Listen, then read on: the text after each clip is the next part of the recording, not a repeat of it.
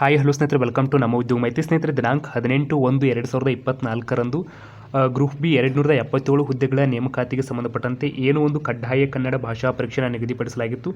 ಆ ನಿಗದಿಪಡಿಸಲಾಗಿರತಕ್ಕಂತಹ ಕಡ್ಡಾಯ ಕನ್ನಡ ಭಾಷಾ ಪರೀಕ್ಷೆ ಪೋಸ್ಟ್ಪೋನ್ ಆಗಿರತಕ್ಕಂಥದ್ದು ಯಾಕೆ ಪೋಸ್ಟ್ಪೋನ್ ಆಗಿದೆ ಎಂಬುದನ್ನು ಹಲವಾರು ಅಭ್ಯರ್ಥಿಗಳು ಕಮೆಂಟ್ ಮಾಡೋದರ ಮೂಲಕವಾಗಿ ಪ್ರಶ್ನೆಯನ್ನು ಕೇಳ್ತಾ ಇದ್ರು.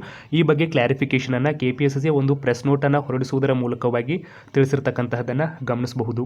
ಮುಖ್ಯವಾಗಿ ಸ್ನೇಹಿತರೆ, ಈ ಒಂದು ಪ್ರೆಸ್ ನೋಟನ್ನು ಸ್ಪಷ್ಟವಾಗಿ ಗಮನಿಸಿ.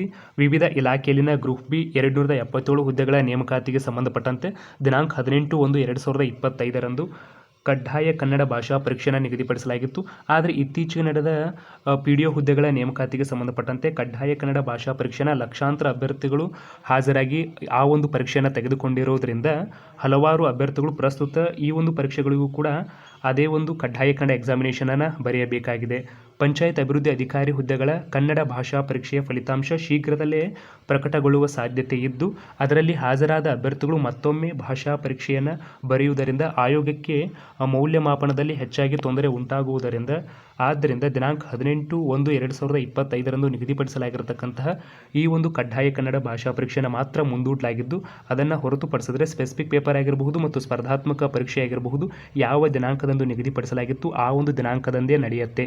ಮುಖ್ಯವಾಗಿ ಇಲ್ಲಿಗ ಯಾವ ಅಭ್ಯರ್ಥಿಗಳು ಕಡ್ಡಾಯ ಕನ್ನಡ ಭಾಷಾ ಪರೀಕ್ಷೆಯನ್ನು PDO ಹುದ್ದೆಗಳಿಗೆ ಸಂಬಂಧಪಟ್ಟಂತೆ ಬರೆದಿದ್ದೀರಿ, ಅವರ ಫಲಿತಾಂಶ ಪ್ರಕಟವಾದ ನಂತರ ಉಳಿದ ಅಭ್ಯರ್ಥಿಗಳಿಗೆ ಸಂಬಂಧಪಟ್ಟಂತೆ ಕಡ್ಡಾಯ ಕನ್ನಡ ಭಾಷಾ ಪರೀಕ್ಷೆಗೆ ಸಂಬಂಧಪಟ್ಟಂತಹ ಪರಿಷ್ಕೃತ ದಿನಾಂಕವನ್ನು ನಿಗದಿಪಡಿಸಲಾಗುತ್ತೆ ಎಂಬುದನ್ನು KPSSI ತಮ್ಮ ಒಂದು ಅಫಿಷಿಯಲ್ ವೆಬ್ಸೈಟ್ನಲ್ಲಿ ಪ್ರೆಸ್ ನೋಟನ್ನು ಹೊರಡಿಸುವುದರ ಮೂಲಕವಾಗಿ ಸ್ಪಷ್ಟವಾಗಿ ತಿಳಿಸಲಾಗಿರತಕ್ಕಂತಹದ್ದು.